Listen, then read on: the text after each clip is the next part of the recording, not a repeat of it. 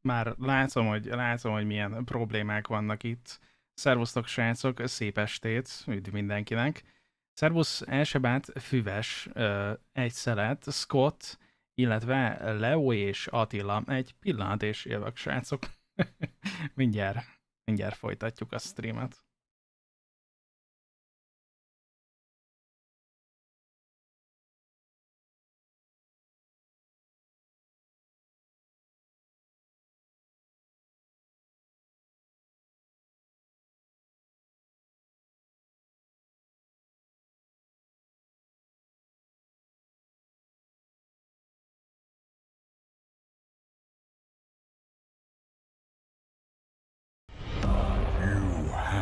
Returned.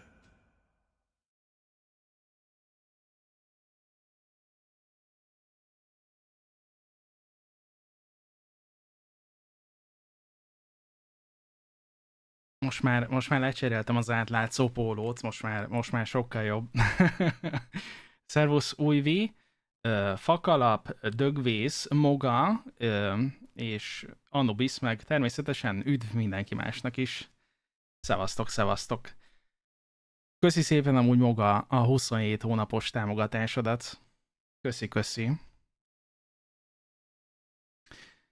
Igen, hamarabb kezdtünk egy kicsit, mert kíváncsi vagyok az Operation Reveal-re, úgyhogy előtte azt fogjuk megnézni, mielőtt még a Year Reveal lenne. Úgyhogy azért van most egy fél órával hamarabbi kezdés, meg variáltak itt, hogy mikor lesz pontosan a Year Reveal, meg hogy akkor most mi lesz, hogy lesz, és hát úgy néz ki, hogy 2 napra tették, tehát amit most mi nézünk, az amúgy tegnap este már lement. Igen, ez már az Epic ingyenes stream. Ez itt az Epic ingyenes stream. Na nézzük, mennyire lesz ez működőképes. Reméljük, hogy így jó lesz a dolog.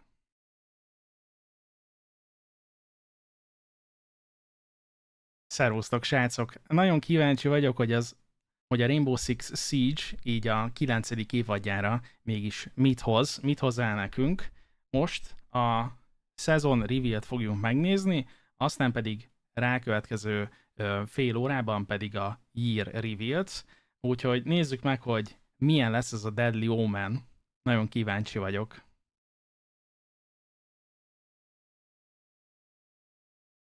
Eddig jó.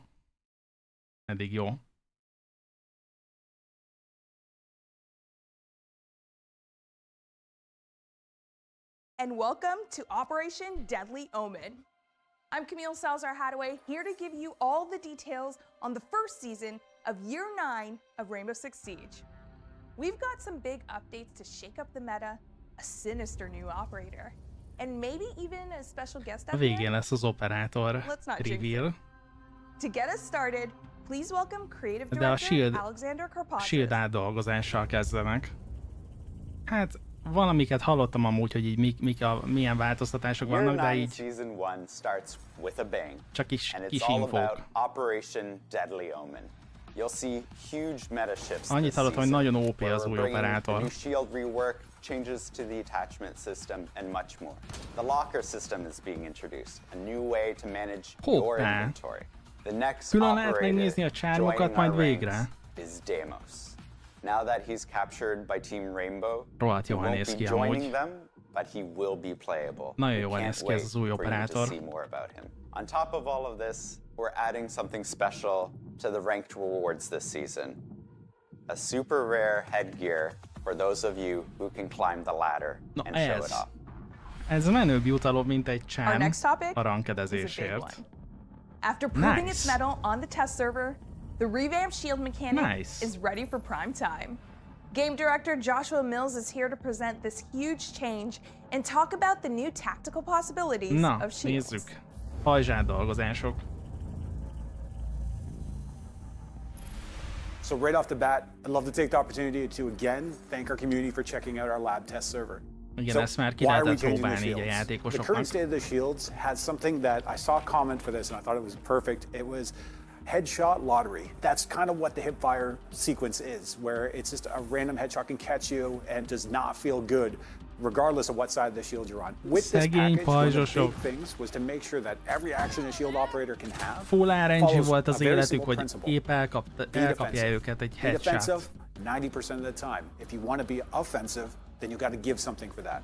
This is the idea that reloading behind the shield is now safe. But if you want to go for the kill, you want to use your weapon, you have to open yourself up, you have to become vulnerable. Obviously, it's reinforcing the fantasy of being the tank of your team. We want you to be able to be in that front line. We want you to be able to carve away the territory. And ultimately, we want you to feel powerful. Right now, we're focusing on the ballistic shields. So this is fuse, tud forogni a karakter a pajzs mögött, mármint a fejét, ahogy There's a látom. bunch of new things that you can do. One, you can break through full health barricades. You have a melee pushback, and it does damage. You can reload behind your shield. Additionally, you can activate triggerable gadgets from behind the shield, as well as deploy your throwables. You will actually move the shield just a little bit to make sure that arm gets out there. Now that said, your head will always be protected. Mindig védve van a shieldes fejem. This is actually what's replacing the hipfire. This means that, as Monty, for example, you can approach a doorway and you can look to the left, look to the right, check if there's traps. But more importantly, if you're working as a team, you can hold your position while you feed that intel to them. As we can see, attackers and ballistic shields are getting a lot of functionality. They're able to sprint, better rotations throughout the map, but that said, a defender can light up that shield. This will actually stop a shield operator from sprinting. Úgy érzem, hogy ez megint egy olyan markáns változtatás, ami jó pár nerfet hoz majd magával így az első pár hétben vagy hónapban. Generally speaking, you don't want to happen. But if it does, you're not out of options. It's important to recognize that whenever you do get hit by a knockback, you have a window of opportunity in which you can light up that shield user. Maybe shoot them in the legs, do something in that reaction, but again, not a position you want to find yourself in. So it's best to use the suppressive fire to keep them at a distance and work with your team. So this is the foundation of our shields going forward. It sets us up for the opportunity to revisit different parts of our shields, including our extended shields. We'll have a little bit more to talk about later this year. Clash gameplayt. While the Siege team continuously works to improve player protection, the launch of a new season is a great time to introduce impactful new measures. Updates targeting ranked mode and anti-cheat are on the way. And here to tell you more are Associate Producer Killian Callow and Player Protection and Game Security Director Emmanuel Larive. Annyit hallottam, hogy most már nem lehet recruittal rankedezni. With Deadly Omen, we're introducing new restrictions to play ranked. Rank is our most competitive playlist, the place where you compete against other players based on your performance and skill level. The restrictions target two different groups, returning and new players. Siege is a constantly evolving game. The meta changes, there's new operators, new maps, balancing updates, or even gameplay addition. We know it's not a good experience to be with someone in a team who is not aware of the latest game updates. From now on, we will consider a player as inactive when that player hasn't played any regular PvP match for an entire season. When coming back, the inactive player will need to rediscover the game by winning 5 quick match or standard matches to unlock access to rank. The other restriction is regarding new players. A new player is any player who hasn't played rank before the release of Deadly Omen. From now on, besides the clearance level 50 requirement to play rank, the new players will need to have in their collection at least 10 attacking and 10 defending operators. The focus of the new restrictions is to preserve the competitive integrity of rank while enhancing experience for players. Munkájának megnehezítése. Jobban kell grindolniuk. Banland data is an amazing system. The goal of it is to better detect and act on cheaters that are ruining the game experience of everybody. Right now, we are moving from an old model to a new model that will be based on machine learning. This is a key update for our anti-cheat strategy. We will have conservative threshold to make sure that we are not impacting fair and regular players. We only want to catch cheater and the people that are ruining your game experience. We want to clean matches in a proactive way. Our long-term strategy toward cheating and banning data will be exposed on the year 9 overview. Player protection kivenni a normál játékosok queue-jából, és akkor a csalók tudnának egymással játszani. In addition to accumulating razor-sharp skills and finely tuned instincts, Siege players have a tendency to collect stylish looks. Nem is emlékszem már, hogy hívják ezt a ban rendszert. Redditeni, Shadowban, tehát úgy bannolnak, hogy nem tudsz róla, hogy ki vagy bannolva. Szerintem ez egy sokkal jobb rendszer lenne itt is egyébként. Na nézzük, hogy dolgozták át a lockert. We're excited to announce a new addition coming to Rainbow Six Siege, the Locker. The Locker adds a comprehensive way of browsing your entire collection of cosmetics. Players will be able to find their items in different categories, such as appearance, for headgear uniforms, or weapons, for weapon skins, attachment skins, and charms. Én már nem tudom hány éve mondtam, hogy a csármok nézegetése and can be sorted by different criteria, az nagyon fájdalmas. Such as operator, name, or rarity. Players will also be able to manage their items in more in-depth ways, such as browsing the latest item category, as well as marking items as favorites. Once an item is marked as a favorite, you'll be able to find it in the Locker's own favorites category, as well as on top of your item lists when customizing your operators over in the operators tab. The latest item category lets you find any item you may have received recently, no matter where it came from. Shop, pack, battle pass, it's all in there. Players will also be able to access the pack manager from the Locker, right as the first option on the screen. In the following seasons, players can expect more updates coming to the Locker. As always, we will continue to listen to your feedback. Ez egy nagyon jó döntés. In Operation Deadly Omen, you'll want to take a fresh look at your loadouts as big changes are coming to attachments, including the return of a fan favorite combo. És ADS Which combo, you ask? To tell you about that, we'll need game designer Matthew Lacombe. Matthew. Na mit mond nekünk Matthew? With Deadly Omen, we're going to upgrade the ADS and the attachment system. We're going to bring this awesome gunplay and gun feel that we have in Siege, and we're going to make it even better. So for the ADS, we're slowing down the time it takes for you to come from the IP to the fully ADS state. Lassítják az ADS-t. If you have a plan, you're in control of an angle, you're going to get rewarded there. These changes also allow us to have more creativity and more control on what kind of bonus we can give to our attachments. Currently in the game, we have the Universal 1.5, the 2.0, 2.5, and 3.0. In Deadly Omen, we're reshuffling them into 4 categories. We're going to have the Iron Sights, the Universal 1X, the Magnified Scope, and the Telescopic Scope. These 4 new categories allows us to give them different bonuses. Iron Sights will have 10% ADS speed. Universal 1X will have 5% ADS speed. Magnified Scope will have no bonus on the ADS speed, but will in turn provide you with a 2.5 zoom level. The Telescopic Scope will have also no bonus on the ADS speed, but it will have a 3.5 zoom level. We are removing the 1.5. We're going to keep the casing, the object, and we're going to put it in the Magnified Scope section. As we're changing the optics section, we have to redistribute them. This means that our defenders will have limited access to the magnified scope, no telescopic scope there, but on the attacker side, we'll have access to magnified and telescopic scope on mostly all of our operators. So that means Ash, that means the R4C, so if you were there back then, we're back. So the laser, it's such a tactical object, it's this awesome attachment, but we don't do it justice, right? Lehet, hogy így többen használnak majd Iron Sight-ot, hogy gyorsabb legyen az ADS-ük. 15% bonus, this is huge. But you'll A have to be lézer careful 15%-kal gyorsabb ADS-t ad. So now that we have 2 categories that affect the time it takes to go in ADS, while the angle grip is a bit redundant in this current form, what we're going to bring in Deadly Omen is a 20% reload speed bonus. So if you've been keeping up with Siege, well, last year we changed reload. This is such an important new change for you now. If you thought that reload speed was very spicy for attachment, well, we have the horizontal grip, a new attachment that will be available for our primary weapons. This one will provide movement speed bonus. So if you want to zoom around, that's the one. The vertical grip will remain horizontal the movement speed attachment that you want bonus if you want to manage vertical recoil, but we're making it 15% instead of 20% bonus. As you can see in Deadly Omen, there's tons of changes to the attachment Igen, ez system. a tons of changes, ezt már most érzem, hogy ez már megint annyi változtatás a Siege-be, amivel nem biztos, hogy tudnak majd jól bánni így az első napokban. But first, here's Creative Director Alexander Karpazes with more on what's coming this season. Tehát, hogy ez túl sok változtatás szerintem már most. És még ugye nem láttuk a ír bejelentést.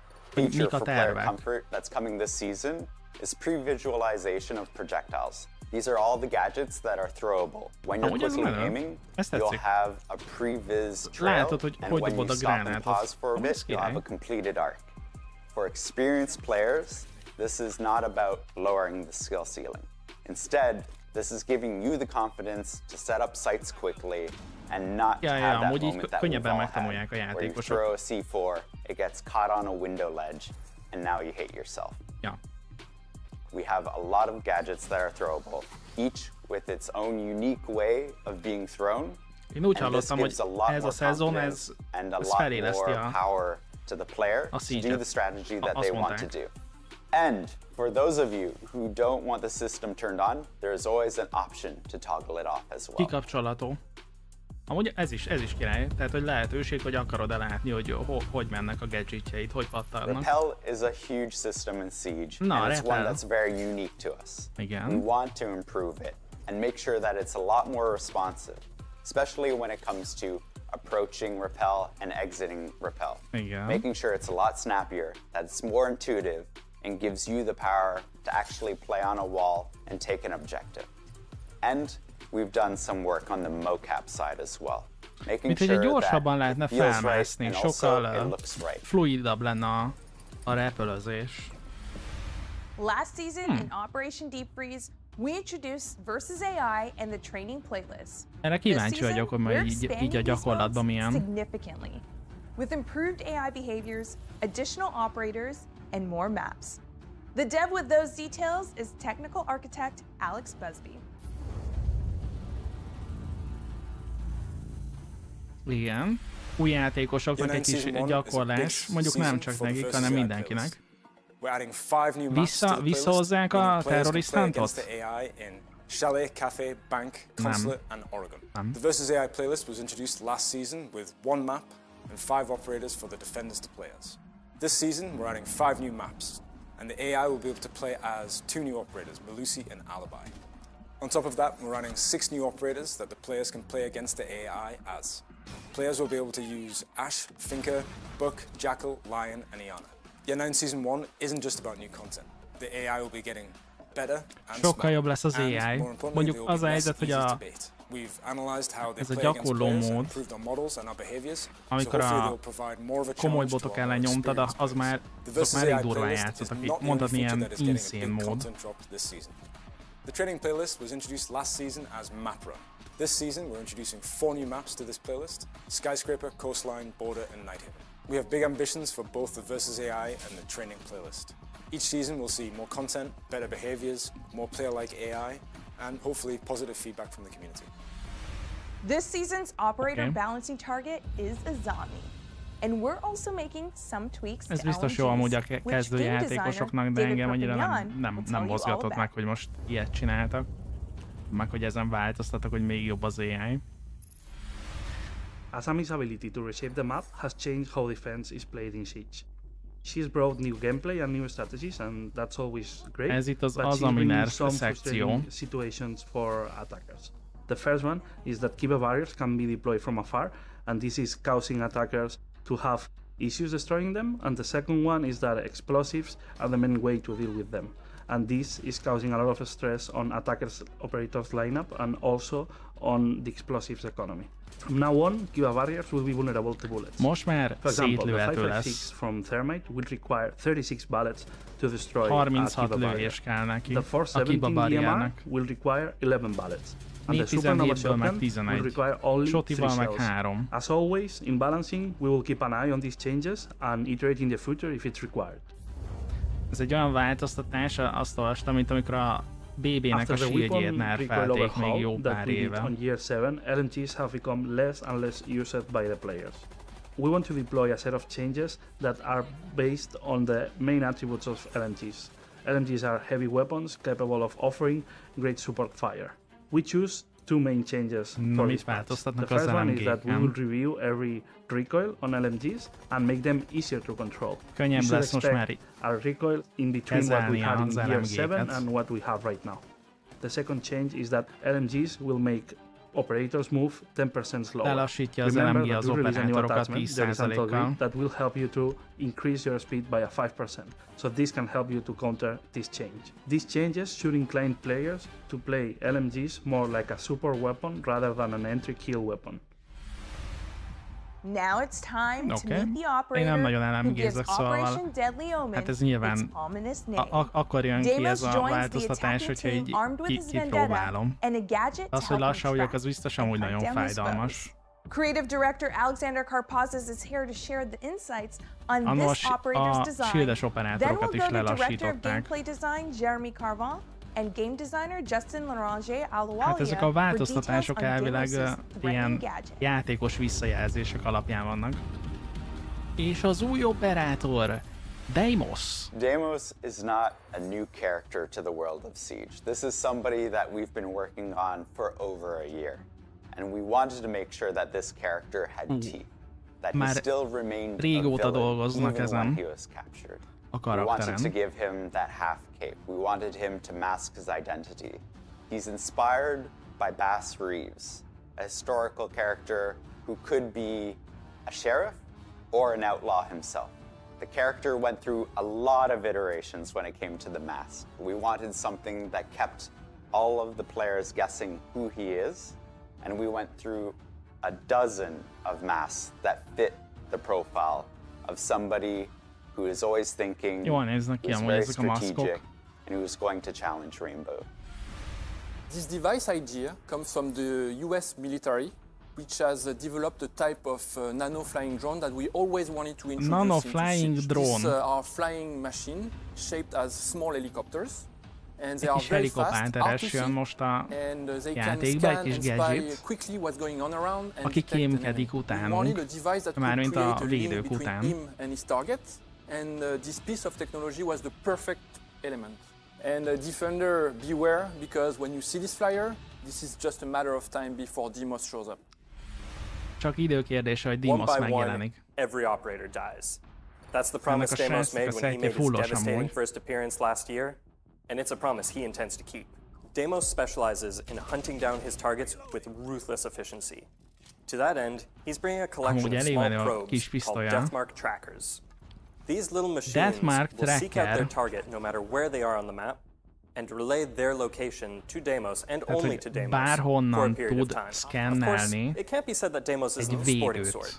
While Deimos' Deathmark tracker is active, he'll reveal his own position to his prey, albeit with slightly less information.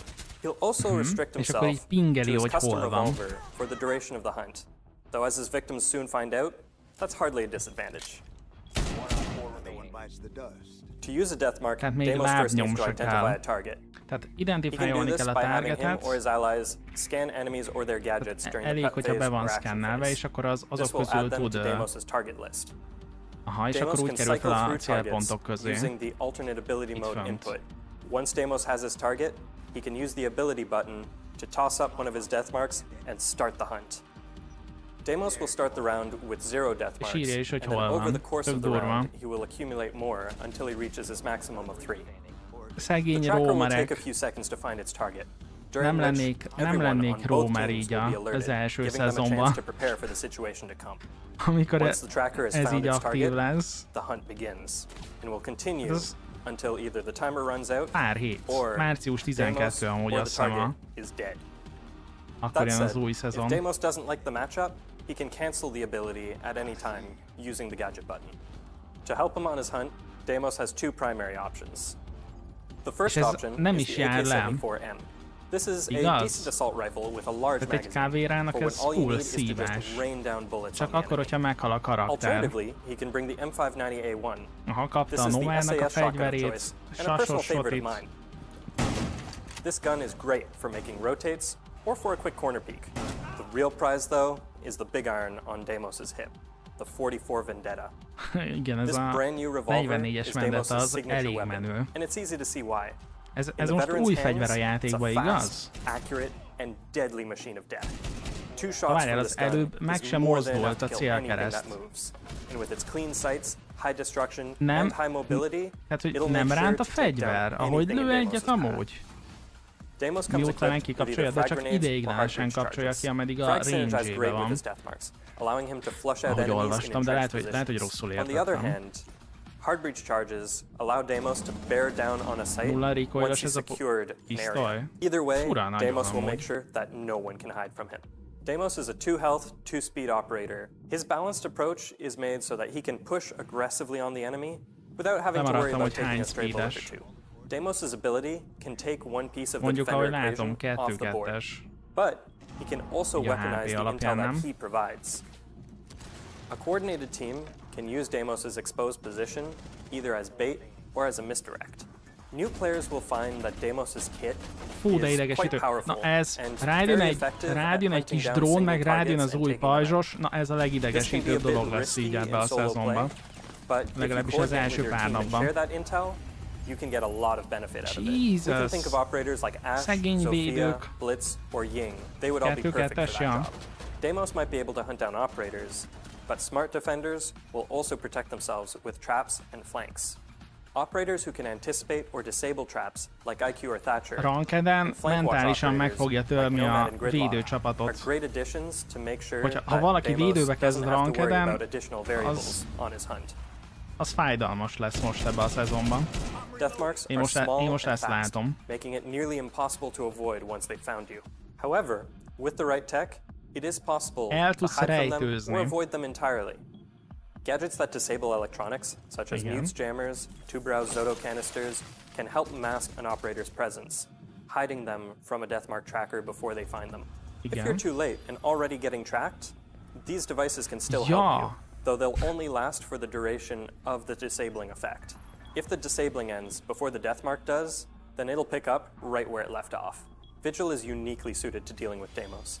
His ability to deny intel also applies to Deathmark trackers. Deimos is a terrifying operator. His ability to control the flow of battle means that nobody is safe. When Deimos is on the board, he's a problem, and he needs to be dealt with.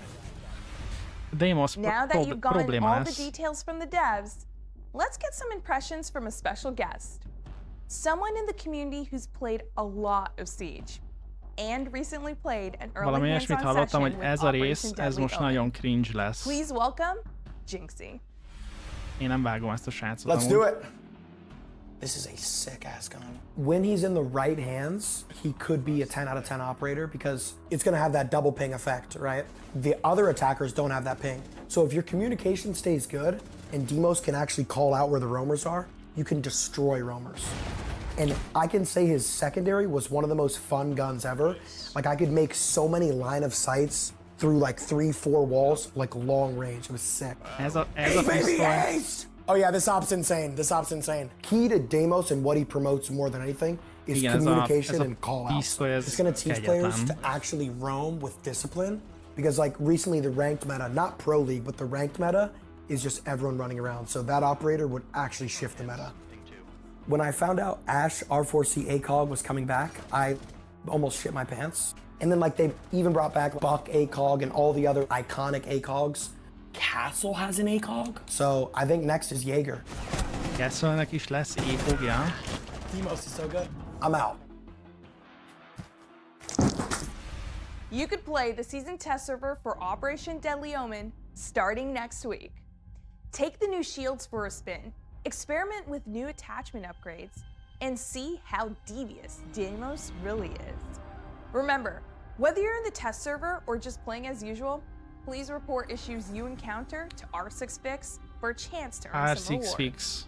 We're also hyped for the live reveal of Year 9 of Rainbow Six Siege tomorrow at the finals of the Six Invitational in Sao Paulo. Until then, here's one more thing to celebrate. Happy Lunar New Year. Igen, és ez egy új elit.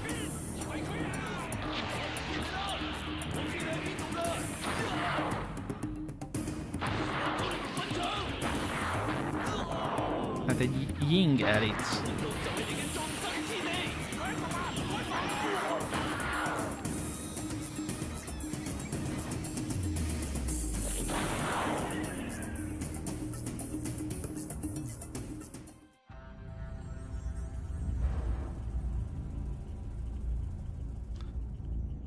Wow!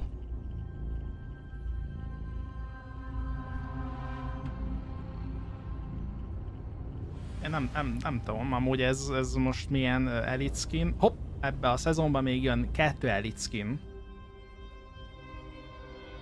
Nem tudom, ez a Ying skin, ez így nem mozgatott meg bennem semmit. De augmentált realitásokban van, amúgy. Na, hát ez lett volna, srácok, a season reveal. Nézzük csak még egyszer. Vissza kell tekerják. Annyi lejött nekem most ebből a szezon revealből, hogy védők megszívtátok. Gyakorlatilag ez. De amúgy a lockeres változtatás az nagyon király, a repülős változtatás szintén nagyon király, a versus AI, hát nem tudom, szerintem a legtöbben a terrorisztántnak örülnének, hogyha amúgy elérhető lenne, vagy legalábbis lehetne olyat állítani, hogy el akarok kezdeni egy versus AI-t, és mondjuk legyen 100 ellenség a pályán, egy TDM, vagy valami ilyesmi. Maphoz én, ahogy értettem, nem nyúltak. Jött egy azami nerf, ami amúgy lehet, hogy balansznak is mondható azok számára, akik annyira nem élvezték, hogy a kiba az hát gyakorlatilag robbantás nélkül, vagy kiütés nélkül az úgy sérthetetlen. Ez az ADS-es változtatás, ez elég komoly, én úgy gondolom, főleg azok, akik LMG-znek, meg nagy szkópot használnak, a shield meg a Demos karakter, hát ez most nagyon oda fog tenni a védőknek, nagyon megszívják. nagyon megszívják. Az első pár hét biztos, hogy kemény lesz így, amikor kijön ez a szezon. Ez a Projectile Visualization, ez amúgy király, úgyhogy azért van jó pár változtatás, ami így kézzel fogható, és azt lehet mondani rá, hogy amúgy tök jó. Machine learning-es databan, hát ez meg majd... Én azt mondom amúgy, hogy a Shadowbannal, hogyha behoznák a Shadowbant, hogy a csaló nem tud arról, hogy kibannolták, és tudna játszani más csalókkal, szerintem az, hogy is mondjam, kifizetődőbb lenne nekik. Most beszéltél egy védővel? Ott voltál a helyszínen, és megkérdezte egy védőt, hogy mit nyilatkozik? Jaj. Ja, amúgy, hogy nagyon várom amúgy, hogy majd kipróbáljam ezt az új operátort. Tudjátok, hogy én amúgy is, amióta megjelent a játékba a Jackal, azóta hát gyakorlatilag mondhatni azt ménelem, amennyire csak tudtam, és ez a Demos, ez meg hasonló, csak itt még lábnyomok se kellenek. Tehát, hogy annyi elég, hogy identifájolva legyen a védő, és a Demos oda tudja küldeni a kis drónját. Úgy van amúgy, ha jól olvastam, hogy nulla drónnal kezd, és ahogy telik az idő a játékba, úgy kap egyre többet és többet. Ja, igen, meg jött egy olyan változtatás, ami hasonlóan, tehát, hogy a terrorisztánt kivételének sem örültek az emberek, na hát most annak se fognak örülni, hogy most már nem lehet rengdezni recruittal. Na jól van, közben itt előkészítem a dolgot, mert percek kérdése is kezdődik. Nézzük csak. Meg tudom-e találni, hogy élő. Hát itt nincs élő, akkor valószínűleg ezt Twitch-en kell nézni. Twitch-en nem 4K-ba fogjuk nézni. Amúgy akartam kérdezni, hogy vannak droppok? Lehet most ilyen eséseket szerezni? Elvileg most vannak valamiféle droppok itt a csatornán. Hát konkrétan e-sport zacskókat szerezhettek be? Na, azt nézzétek. E-sport zacskó. A nem jóját. Nálad nincs esés? Nekem itt írta, hogy szerez jutalmakat, de nem tudom, hogy miket lehet szerezni. Elvileg vannak valamiféle droppok, de hogy mit lehet szerezni, ötletem sincs. 25-e? Igen. Aha. Hát, biztos. Na jó van. Rainbow Six.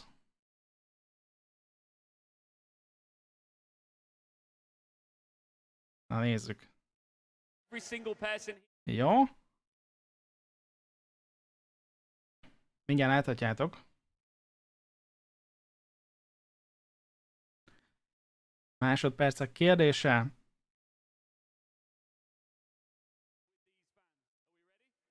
A Gadgetel Deimos is pingelődik, nem csak a védő amúgy. Ó! És hogyha mondjuk, amikor még kint van mondjuk a pályán kívül, akkor is pingelődik. Hát mondjuk kint elbújik egy izé mögött, egy fal mögött, és akkor igazából nincs baj. És végig tudja pingelni a támadót. Tehát nincs valami range-e, ahonnan tud pingelni, mert én ilyet nem láttam most hirtelen. Nyilván ez majd le lesz így tesztelve. Lehet-e tudni, hogy mikor jön az új szezon? Március 12. Na együtt izgulunk. 1 perc és kezdődik. Jól vagyok amúgy, srácok, köszi a kérdést. Minden frankó, remélem, hogy ti is jól vagytok. Vup, vup, vup, vup. Na, most ez. A legizgalmasabb dolog, ami így a Siege-es bejelentések között van, az most ez. Láthatjátok, hogy a Ubisoftnak mi lesz a terve idénre. És ezzel együtt egy újabb írpassz. Már aki alienekkel. Nincs range, úgy tudom, aztán majd élesben meglátjuk. Aha. Nagyon kíváncsi leszek, hogy így milyen lesz, mert így egyelőre tényleg azt láttam, hogy ez brutálisan OP ez a Deimos. Mondjuk a Jackal is az volt annó. Szevasz, Kamil!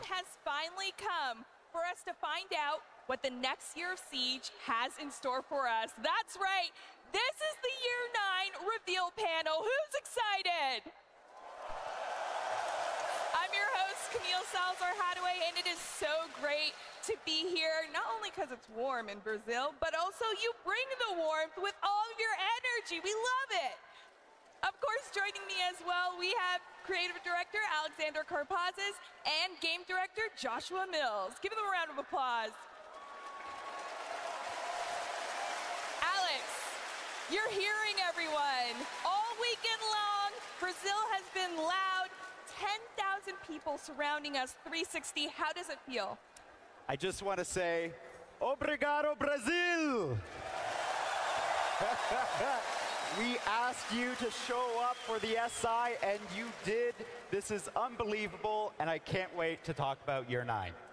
I can't wait either, but first, Joshua, this is the first SI in Brazil. What does this moment mean for you? Oh, in one word, everything. This is our moment, not just our teams, but all of our fans and the pros. Like, this is what it's all about, coming together and celebrating everything that is amazing about Siege. And we can't be, oh man, we gotta get into this stuff. I'm getting too antsy already. I know, this is the community and this is for the community. So let's get into the overall vision of Year 9. Overális víziók. So what is the Siege team focusing on in Year 9? In Year 9, we're focusing on you, your feedback. Na tessék, a 9-es évad rólunk szól. Ez akkor a Season of Health. Mármint Year of Health. Siege is a competitive game, and making sure that we maintain that integrity is really important to us. So anti-cheat will be a main topic for us all through Year 9. Also,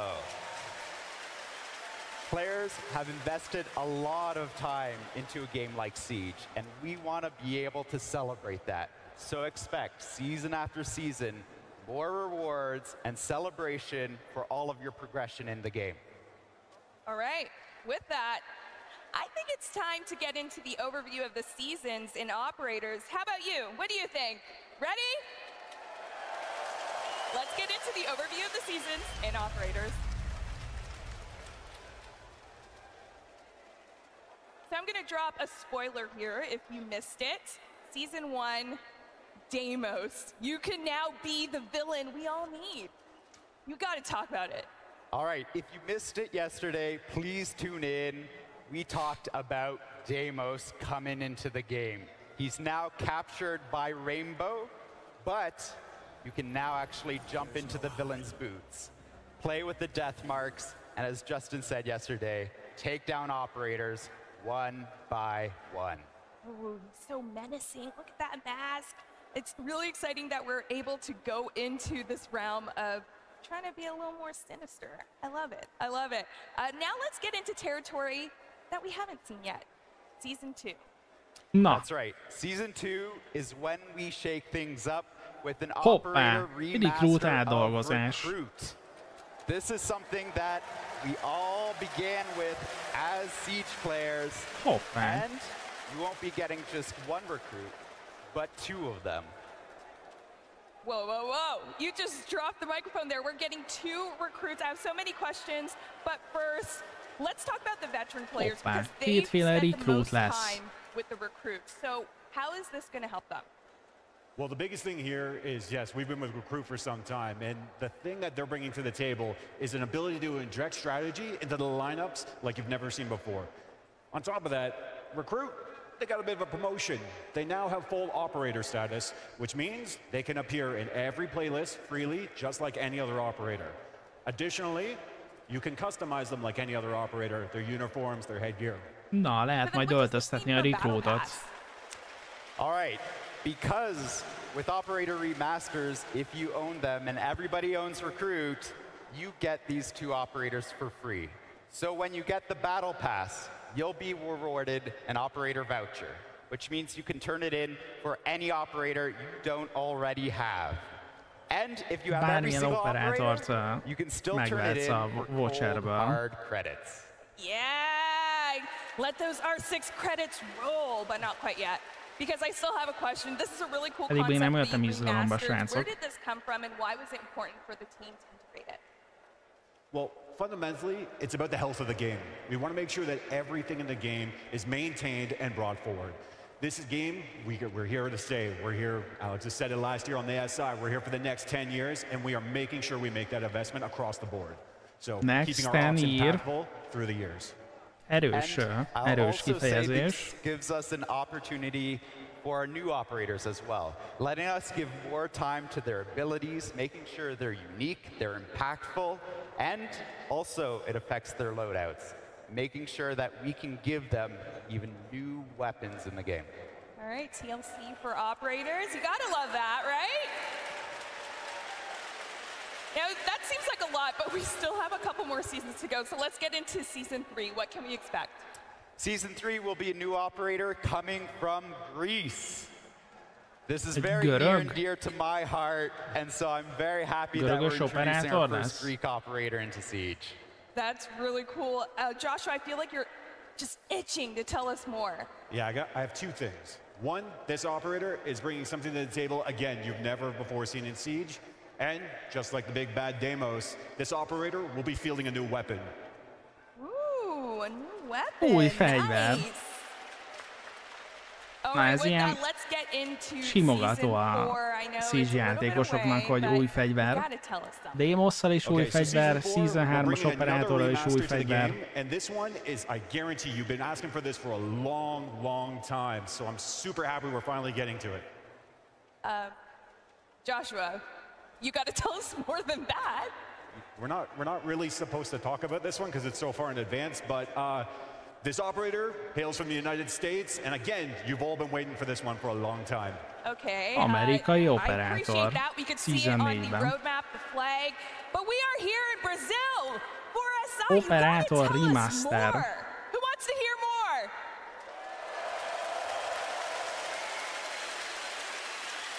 All right. The crowd has spoken, Joshua.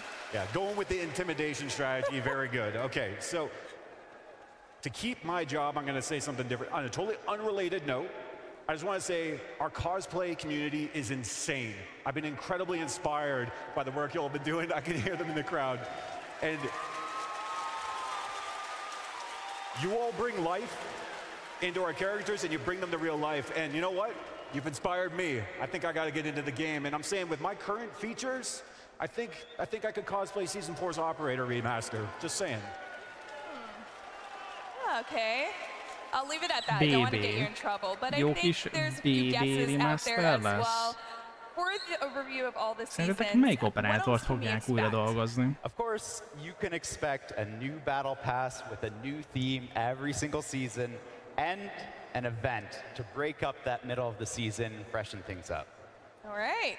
Well, that's sounding pretty good, but let's dive a little deeper into player protection. Egy jó kis player protekció, na mit mutatnak még? Mik a tervek? What does this look like in year 9? Okay, I want to make it very clear. Forticios hackers. And to translate that loosely, hackers have no space, cheaters have no space in a game like Siege. Aztán. Hát ez elképesztő. A csalóknak, hackereknek nincs helyük a Siege-ben. So, let's talk about what else we're going to see. So cheaters have no space in Siege, but it's also about reducing the amount of cheaters as well, right? That's right. Season 1, we already announced that we're introducing new technology, machine learning, so that we can quickly and effectively make bans based off of nagyon jól hangzik, ahogy mondja. Gyakorlatban, meg ameddig lesznek online játékok, addig lesznek csalók. Making sure that we identify cheaters quickly and we're getting them out of the game as soon as possible. Végtelen harc. All of this too. Yesterday we talked about the ranked playlist, making sure that there's new restrictions so that new players understand what they have to do in order to jump into it, but also making it tougher for cheaters and smurfers to jump into this playlist. Kell 5 meccs. Igen, when it comes to toxicity, this is something that we're really working on in year 9. A toxikusságon is dolgoznak. We'll see an update to the reputation system in the game. Sounds pretty good. Én annyit láttam amúgy, hogy a reputációs rendszert egy csomóan abuse-olják azzal, hogy megy a reportolás. Még akkor is, hogyha valaki nem érdemli meg. In Season 2, we'll be working on anti-toxicity first. And that is the release of the reputation system from beta. Right now, the system is in beta mode, so actual consequences aren't yet live. However, in Season 2, you will begin getting restrictions on the playlist that you can enter if you have a low reputation standing, meaning that you better be on your best behavior. Ezt jól láttam? Cheaters beware. Okay, let's talk about PC. Vacban kapnak a... Season 2, we're also introducing something on the PC Ubisofton játszik, az nem kap a vacbant. For cheaters to have access to multiple accounts, so that if they are banned once, they stay banned and they can't jump into other accounts into the game. Ha egy csalót kibannolnak, akkor bármilyen accounttal próbál játszani, bannolva lesz. Hát gondolom valami hardware ID-s ban kap, akkor ezek szerint, de hát... So Mousetrap is our console anti-cheat. It detects csalóknak ez egy újabb akadály, amit majd át kell ugrani. Nyilván visszaszorítja, de nem látványosan ez a változtatás a hardware ID-sban. Penalized by the reputation system. If you do something wrong there, you will lose access to certain playlists in the game. And is this just part 1? Are we going to see more with Mousetrap? We are going to see more. This is part 1, with part 2 coming the next season. What we'll be doing is making sure that if you're detected by Mousetrap, you'll be automatically placed into the PC matchmaking pool, so that the only players you're playing against are those with mouse and keyboard. If you're on console playing with a controller, that's the only person you should be playing against. Yeah, you know, you don't want to have your controllers out if, you know, you're not supposed to be playing with them. So beware of Behozhatnánk azt, hogy a konzolosok is tudjanak egérbillentyűzettel játszani. És akkor lehet, hogy nem akarnak annyian majd egy harmadik féltől származó eszközt használni, hogy egérbillentyűzettel játszhassanak a Siege-el konzolon.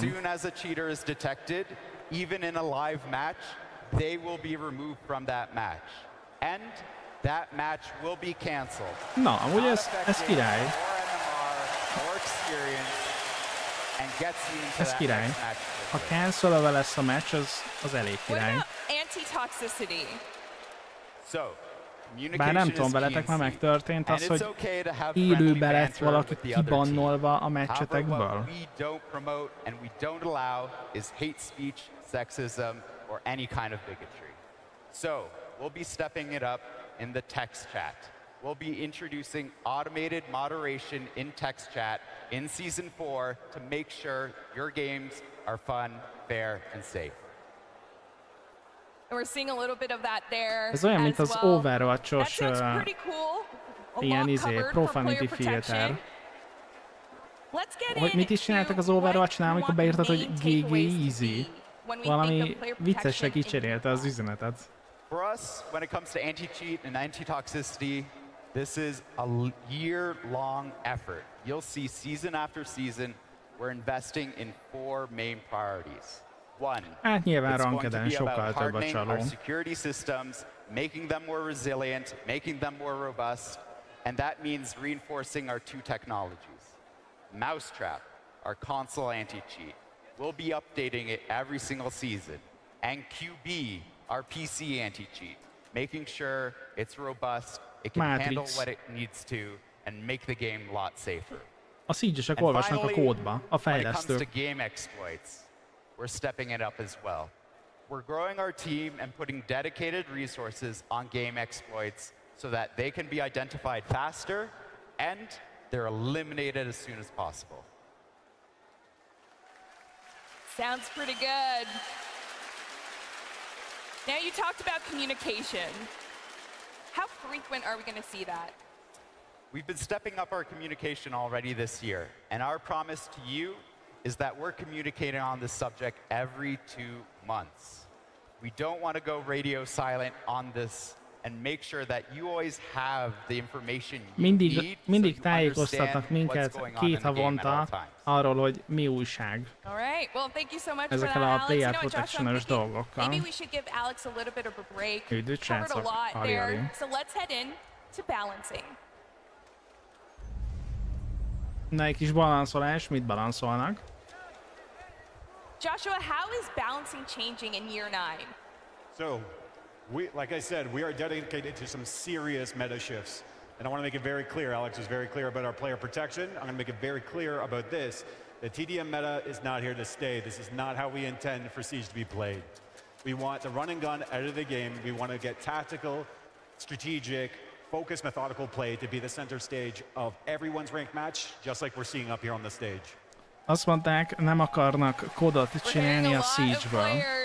Really excited for that. So how is the player perspective going to be integrated in that focus? Well, there's one more thing I'd like to mention just before I get into the player's perspective on that, because actually their perspective leads into this next point. Another big focus is reinforcing our attacker lineup. A taktikusságot akarják, hogy az legyen a fő irány a Siege-nél továbbra is. Yeah, and you're right. That is, a lot of players have been bringing that up. So what else is going to be brought into what you're hearing from the players? So that's the thing. We want to be able to be far more reactive to your feedback. We've actually changed a bunch of process internally so that we can do that. Még gyorsabban szeretnének a játékos visszajelzésekhez reagálni. Because that can be incredibly frustrating, especially because you're all playing the game every day. Bármi probléma van, akkor gyorsan tudjanak reagálni a játékos visszajelzésre.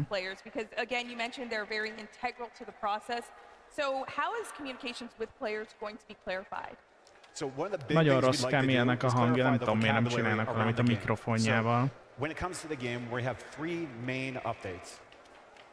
First and foremost is a straight up update. It's a single entity, something like you can see where we take a frag grenade away from an operator and give them flashbangs or something of the like.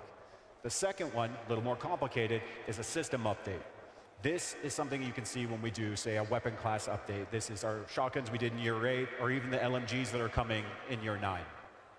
Last but not least is the remaster. This is by far the most complicated balancing change we can possibly do in the game, but it is integral to the health of the game, so that we make sure that your investment in our operators carries forward for all the years to come. That's really exciting. Okay, micsoda kis szótárat raktak nekünk ide, hogy mi mit jelent. Let's talk season 1. I know a lot of you caught the season reveal, but if you didn't, here's a little refresher. Joshua, let's give it to them. Okay, yeah, so season 1 is coming out hot. There is a lot of Nem baj, stuff hát ha hallunk valami újat. You gotta check your loadouts, everyone. You all saw the ADS and attachment adjustment, right? Because I think some people want the Ash ACOG. I'm not sure, but outside of that, we also have our weapon class update. Again, this is a big thing for us, where we go in and we make sure every weapon in the game is working and versatile and has its role. So the LMGs are coming back out to play. Last but not least, the revamped shield mechanics. This is a huge one for us. I'm a little ahead of the game here, but it's a huge one for us because komoly dolgok jönnek így az első szezonban, kíváncsi vagyok, hogy milyen gyorsan tudnak majd reagálni azokra, hogy így bekerül az új shield mechanika, bekerül az új karakter, és nagyon gyorsan reagálnak rá, mert általában azt szokott mondani, hogy 1-2 hétig, vagy hónapig hozzá se nyúlnak. Nem balanszolnak OP dolgokat, legalábbis érzetlen. You know that everyone's interested in that. How is that going to look throughout year 9? Okay, so as we talk about reinforcing our attackers, it means giving them the armory they need, the tools they need to be able to take the fight that they have to do. The second side of it is going across the line over to those defenders and dealing with some powerhouses over there. So, in Season 1, a zombie will be receiving an update. A zombie's Kiba barriers will now have a durability on them, which means depending on the weapon caliber you're using, you'll be able to knock them down faster or slower.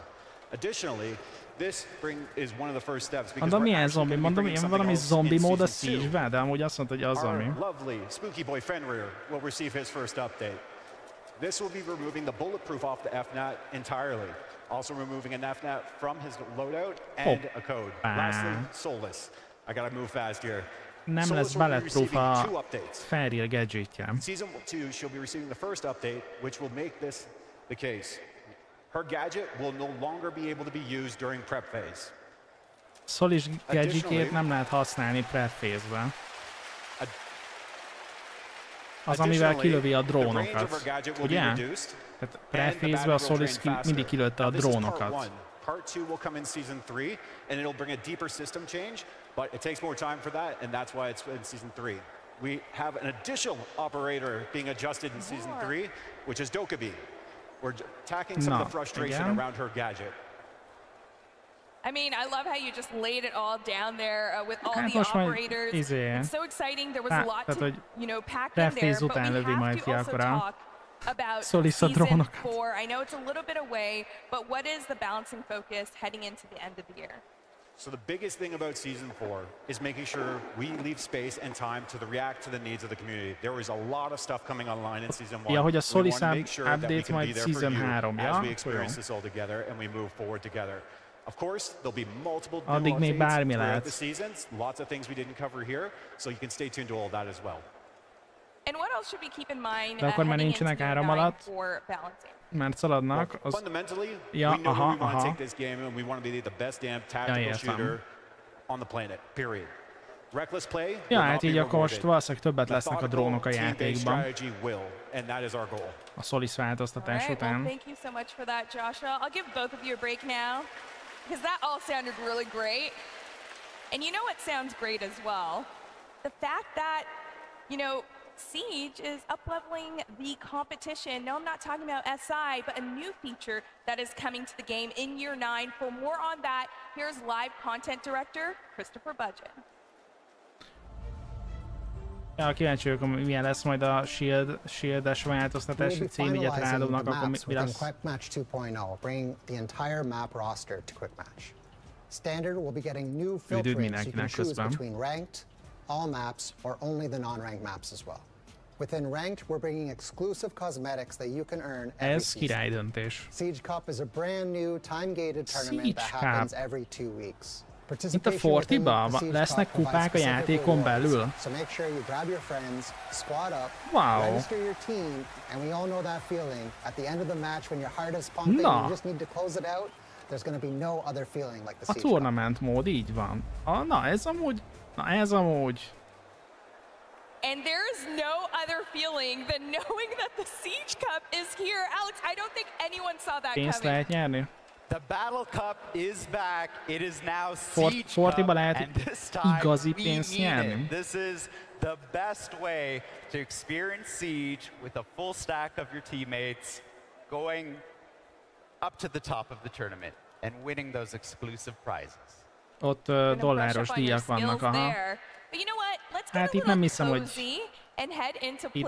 hogy pénzbeli jutalom lenne.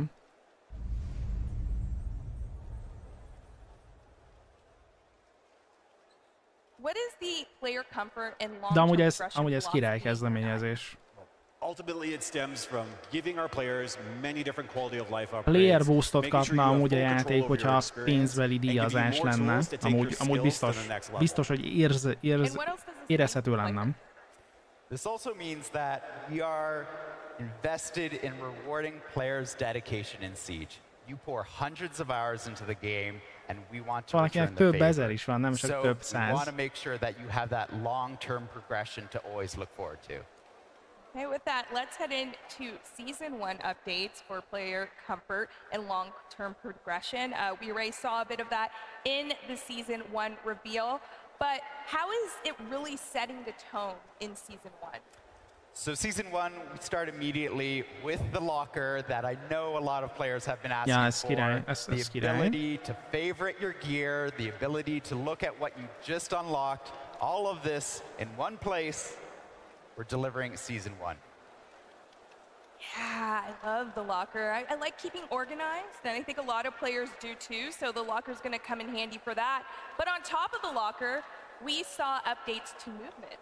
Yeah, so we're going through and making sure all our systems are getting that kind of health thing that we talked about with our operators, making sure that the clunkiness is removed and you have that real sense of flow. So we're looking at Repel, an iconic feature of Siege, and that entry and exit, making sure it's super smooth and feels great. It's a game feel thing. It's very hard to describe or even see in a video, but once your hands are on it, you'll know what we're talking about. Gotta get your hands on it. Let's talk about gadgets. What's happening there? Okay, so we have two big things coming for the gadgets. One is improved gadget pickup. So the idea of being able to pick up a gadget once you've placed it, relocate it within the map. Number two is projectile trajectory pre-visualization. And that is the last time I'm saying that. It's called pre-viz. So what this means is giving you full control of where your gadgets go. Again, take your skills to the next level, but at the same time, if you're already there and you don't need it, you can turn it off.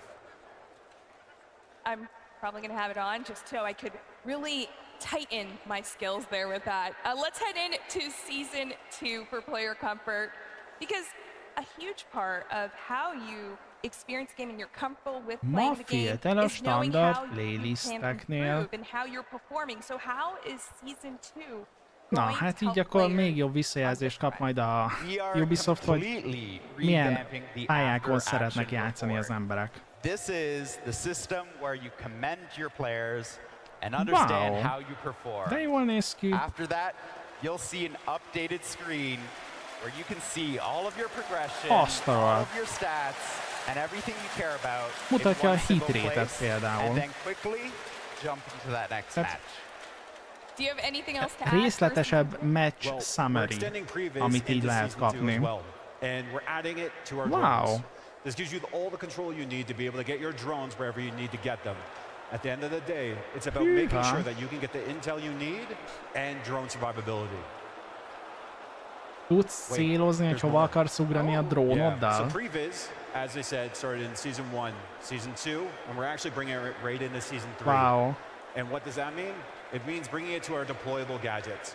So deployable shield, new jammers, those sort of things. Így már nem is kell olyan skillesnek lenni a drónnal való ugráláshoz. Elég, hogyha bekapcsolod.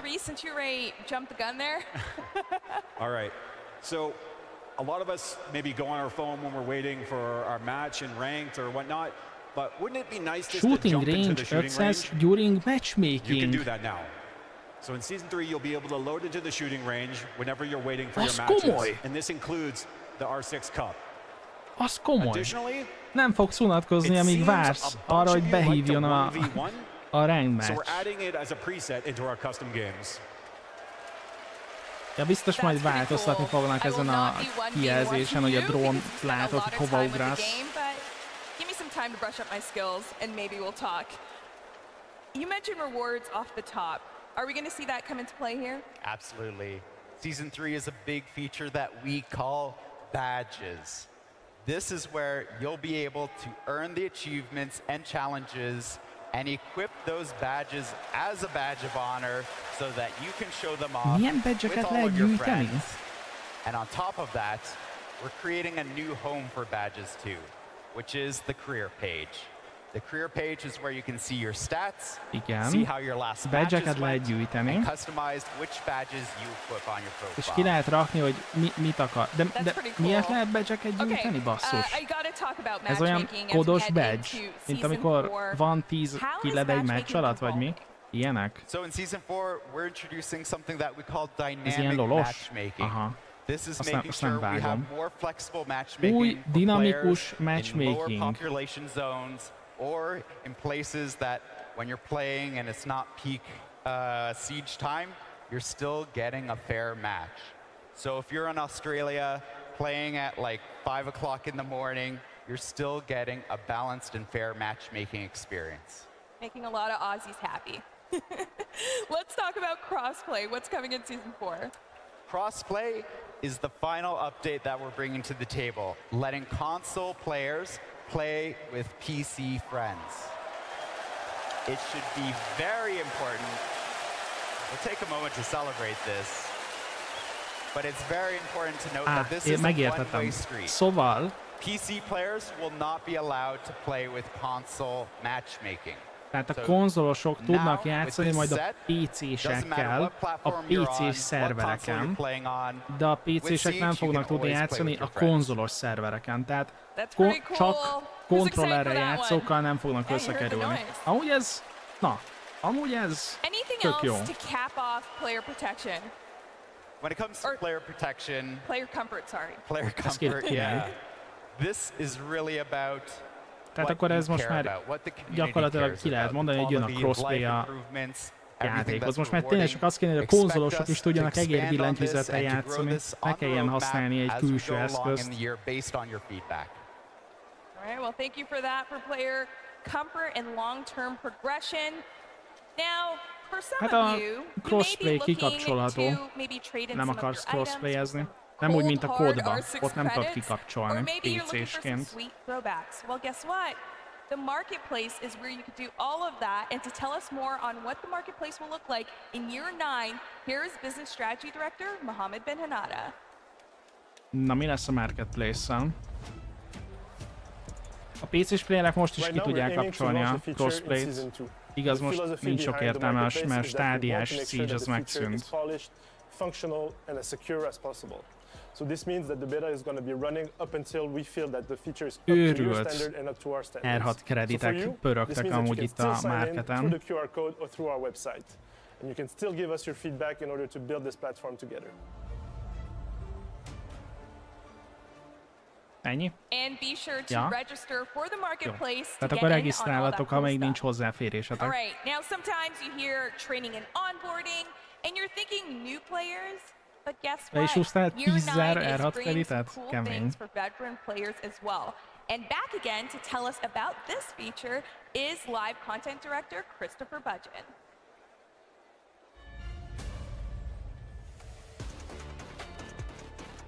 This year, we really want to focus on following up on our promise to bring the best training tools to Siege. That's why we're really going to be focusing on all of the players, making sure they have the training tools they need to be able to execute whatever strategy they intend to. We're really happy with the reception of Versus AI playlist, and that's why we want to follow it up strong in Season 1 with 5 new maps, new Defender AIs, and being able to play more attackers as well. And we're not stopping there, we're bringing new content in Season 2 and Season 3 as well. On top of that, we're also delivering the AI attacking playlist. That means for the first time, az AI támadni fog, olyat is be fognak hozni, mert ugye most csak az AI védeni tud. Expect AI attackers to drone, to clear roamers, and plant on site. We think this will be a great way to bring your friends into Siege. We know that map knowledge is really important, And that is why we're bringing new maps in Season 1, but also Season 2 and Season 3 as well. Map knowledge isn't the only skill you need to become a champion. And while the shooting range is a great place to warm up your aim, it's not the same as navigating through maps and clearing targets.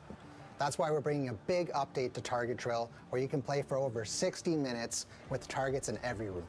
We have a lot of quality of life improvements coming in this update also. You can turn on headshots only, have pre-made destruction, or even turn on a mini HUD. We're also bringing damage reporting, so as you clear a room, you can see how much damage you've taken, and then you can actually know whether or not you cleared that room efficiently or not. In Season 3, we're bringing the drone drill to the map training playlist. Intel is king, and we know that finding a good hiding spot could be the difference between a win and a loss. Also in Season 3, we have a new cover mode coming to the aiming lane within the shooting range. It's a great opportunity to test with a small target as the target dummy takes position behind cover. In Year 9, we're not just building onboarding tools, but rather the future of training to help our current players improve their skills to perform at their best. Visszahozzák, sose volt olyan crossplay, hogy PC-s konzolossal tudott együtt játszani, PC-s stádiással tudott együtt játszani. De most már lesz konzol PC-s crossplay majd valamikor ebbe az évben. Ez kezdőjátékosoknak jó, meg hát nyilván gyakorolni a tapasztaltaknak is, de hát az még mindig nem az, mint a mozgó botok. Meg a sok bot.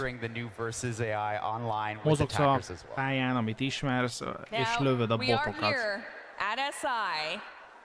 So, I mean, it only feels right to check in to what the competitive scene of Siege will look like in Year 9. For more on Siege Esports, here is Esports Director Maxime Vial. We have Associate Director, Esports Live Events and Broadcast, Nelson Garcia, and Blast Executive Director, Christina Martel. Ez, ami engem hidegen hagy az e-sport része. Just a few weeks ago, we have announced some of the changes coming to Blast R6 in season 2024 and revealed the revamped point system to qualify to the 6th Invitational, which now puts more emphasis on teams' results at the majors. And today, I'm happy to reveal one more key change. This season, we are bringing back the 6th Invitational's last chance qualifiers. We will provide more details on the formats later this year. The first major of season 2024 will be hosted in Manchester.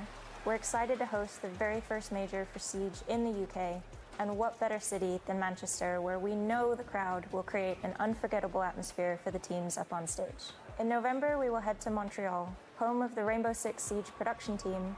Montreal holds a special place in our hearts, and we're excited to be back.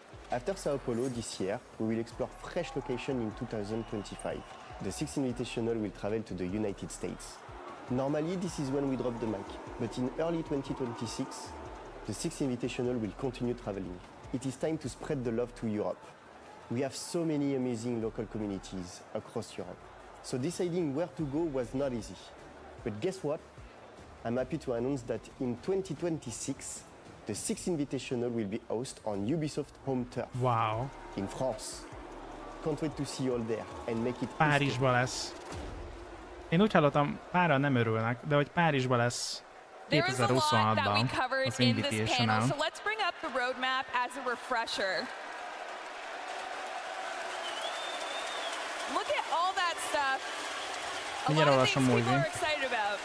This is a big year for us with a lot of new features that honor the past but also prepare us for the future. Yeah, there's a ton coming in, and it is all inspired by you. So we're really excited to bring this year to you. Now, before we go, I can't believe the panel's coming to an end already because you all have been so great. But I have to ask, what is the lasting impression you want the community to be left with heading into Year 9? Joshua, let's start with you. I think the biggest thing is that you're heard. That we are building this game together, we've committed to doing that, and we want to listen to your feedback, and it is not only welcome, but actively encouraged. So please keep giving us your feedback, because this is our collective game. Nagyon szeretnék a Ubisoftosok a játékosok visszajelzéseit. Lots of new players are joining us, and the passion here in Brazil, oh my gosh. you will send ripples through this game for years to come. So again, thank you to everyone, and it's been amazing. Alex? I just want to echo what Josh said. I want to thank the entire community for all of the passion you've brought to the game. It inspires us. I also want to thank the team that works on Rainbow Six Siege as well. They pour their hearts and soul into this game, and we appreciate it. Also, I want to thank Blast for putting on the SI, hosting it in Brazil, and for all of you to show up and make it such a special moment. Year 9 is an important year for us, and it sets the stage for an important milestone. At the end of year 9, we'll be moving into our 10th year of Siege. That's a huge milestone. We're already working hard on that next step for Siege. And while we can't say anything today, I will say that this brings Siege into the future bigger and better than ever. So I want to say again, thank you so much for making this the best game in the world. I want to thank both of you for coming here and presenting everything you and the team have been working on. We really do appreciate that. And I'm really excited to get into year 9. Reminder, year 9, season 1 az majd a Siege 2.0 maximum. So you could try it out. Before we go, I also want to thank everyone that is watching at home. Obrigado, Brazil! It is so great to be a part of this passionate community. We love these reveals, and we can't wait to see you again. But for now, we have SI to continue. We have the live orchestra. Wow, live orchestra. Na hát akkor úgy néz ki, hogy ez ennyi volt. Úgy néz ki, hogy ez ennyi volt, srácok. Gyorsan visszahozom még itt a roadmap-et. Vagy esetleg már kikerült a Ubisoft csatornájára? Nem, még nem került ki. Akkor gyorsan megpróbálom előhalászni a roadmap-et.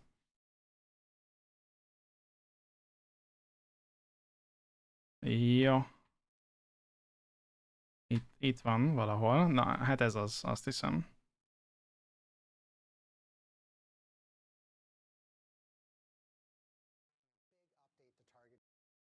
Na, valami ilyesmi, bár... Hát mindegy. Az a helyzet, hogy még nem töltött be rendesen ez a VOD. Na, hát ezek azok, amiket így lehet látni. Aha. Tehát a reputációs rendszer, amit már jó pár éve elindítottak, az Season 2-be fog jönni, tehát teljesen, és az így annak köszönhetően fogunk olyan részletes adatokat látni a meccs végén. Az amúgy elég király volt, amiket így mutogattak, hogy lehet látni, hogy milyen pontos voltál egy meccsen, amikor így értékelned kell a társadat, akkor kiír róla olyan adatokat, amik így elősegítik, hogy őt például értékeld. Wow. Annyit jelent, hogyha van egy magyar org, az jelentkezhet mondjuk az MDM megnyerése után a qualira, ahol ha jól szerepelhet, bejuthat a majorra. Az mondjuk király, az mondjuk elég király, újvi. Az király. Banváltoztatás, Steam-es, Improved. Nem tudom, ez gondolom, tehát amit én feltételeztem, hogy Watsban lesz, az amúgy elég király.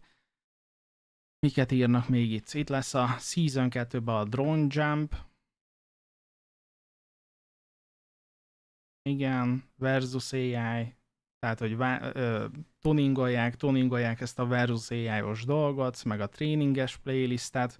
Ez a badge-es dolog, amúgy ez is egy szimpatikus dolog, mármint, hogy így még jobban tudod mutatni, hogy mibe vagy jó. Így, hát amúgy ez jó. Tehát, hogy így tudod, hogy is mondjam, kitenni, tudsz dicsekedni azzal, hogy mit van neked. Ez is amúgy nagyon jó a shooting range hozzáférés, ameddig vársz arra, hogy behívjon a meccs. Ez is nagyon király, tehát addig is például tudsz gyakorolni, és nem csak ülsz a menübe, hogy na most akkor végre lesz-e már valami. A mouse trap az a konzolosoknak van, tehát hogyha egére játszasz konzolon, akkor azt hívják a mouse trapnek, elkapja az egeredet, hogyha csalsz, úgymond. Én szerintem ezt is úgy lehetne visszaszorítani, hogyha engednék, hogy a konzolon lehessen egérbillentyűzettel játszani. Nyilván a matchmakinget be lehetne állítani, hogy akkor mondjuk a PC-sekkel queue-olsz össze, de hogy aki akar kontrollerrel játszani, az ha tudjon kontrolleresek ellen. Mi van még itt? Fairire update-ről beszéltek, hogy ugye nem lesz már bulletproof a gadgetje, ugye, hogyha nem nyílik ki. A Solisról meg azt mondták, hogy itt van Solis update part 1, part 2, hogyha ameddig pre-phase van, addig nem tudja kilőni a drónokat. Ilyenről beszéltek. Kíváncsi vagyok, hogy ez a report rendszer is majd milyen lesz, mert jelenleg nagyon durván abuse-olják. Tehát, hogyha mondjuk, hogy olyankor is kapsz reportot, amikor nem csináltál semmit értem. Én úgy tudom, hogy nagyon visszaszorították azokat a csalókat, akik használnak ilyen külső eszközt, hogy egérbillentyűzettel játszanak, tehát hogy valami nagyon-nagyon durva visszaszorítás volt tavaly. Hát így ősszel, vagy nyáron nagyon-nagyon ment a sírás a konzolos csalóknál, hogy most már nem tudnak csalni, nem tudom, hogy azóta mi a helyzet.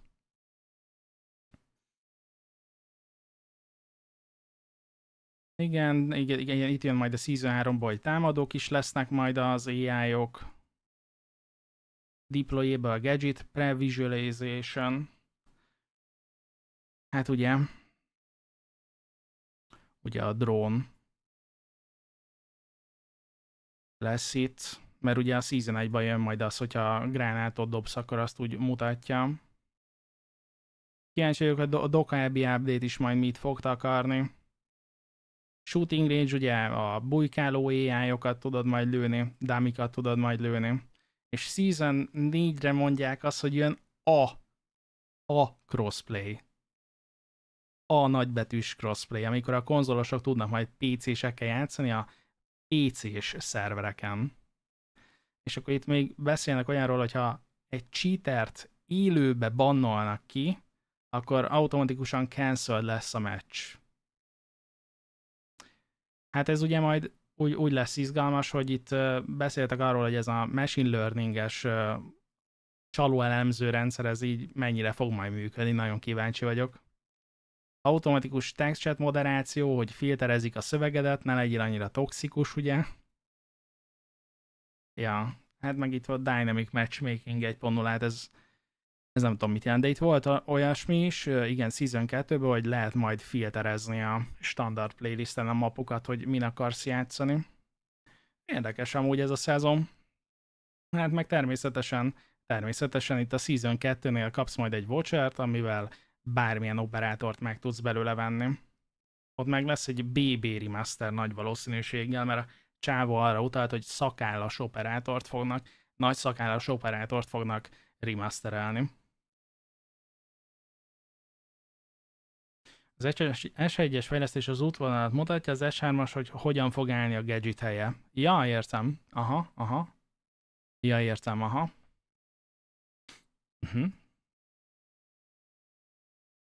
Hát már jó pár éve eltetik adatokkal ezt a reputációs rendszert. Nem is tudom, mikor volt erről hír, egészség. Úgyhogy ott is például kapni fogsz ilyen operátor vouchert Season 4-be, amivel szintén tudsz majd operátort venni. Recruit Remaster lesz, meg Operátor Remaster a Season 4-ben. Tehát akkor ezek szerint ebben az évben 2 darab új operátor lesz.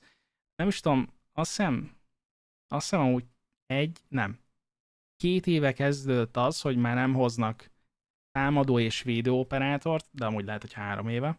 Most meg már úgy néz ki, hogy ebben az évben, srácok, még egy új operátor lesz. Ami, hát nem tudom, hogy mennyire jó irány, de hogyha ez azt jelenti, hogy jobban tudnak minden másra figyelni, legutóbb is ezt mondtam, akkor ez egy jó dolog. Kérdés, hogy mennyire lesz a játékosoknak hiánya, hogy újdonságokat tudjanak kipróbálni, mert most nem hiszem, hogy itt ez a versus AI nagyon felizgatja azokat, akik kb. Csak rankdeznek, vagy nyomják a casualt. A badge-ek azok jó, nyilván, de valószínűleg sokan nem nyomják a versus AI-t, meg a shooting range, csak nyomják a quick play-t, meg a rankedet. Úgyhogy, hát nem tudom, ez szerintem veszélyes. Hát arról nem is volt szó, hogy most így lesznek egyáltalán új pályák. Sehol nem volt erről szó. Úgyhogy amúgy, amit mondtam mikor is, majd egy órája, ez a Year, hát a Year Health gyakorlatilag. Ez nem egy Operation Health, ez egy egész év Health. Kemény. Szerintem a mi fajtánknak, akik csak rankedeznek, az AI dolog egyáltalán nem mozgatja. Hát figyelj, majd hogyha tényleg csinálnak olyat, hogy bemész egy pályára egyedül mondjuk, és mozog az AI, és tudsz rajta gyakorolni, akkor talán tehát hogy egy ilyen TDM jellegű AI gyakorlós módszer talán jó lehet, mint amit csináltatok.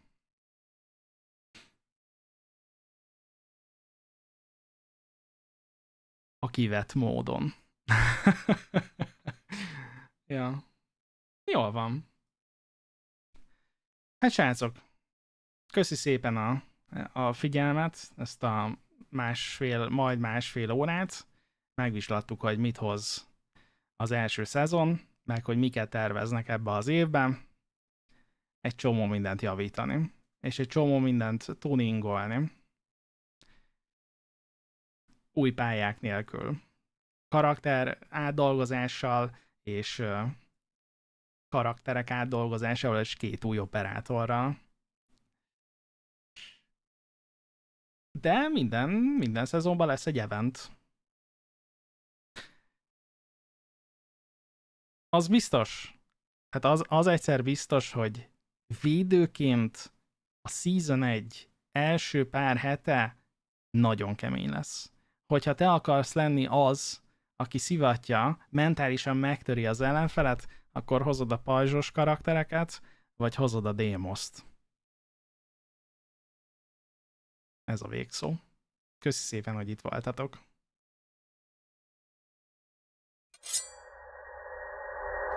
Szávasz krappam.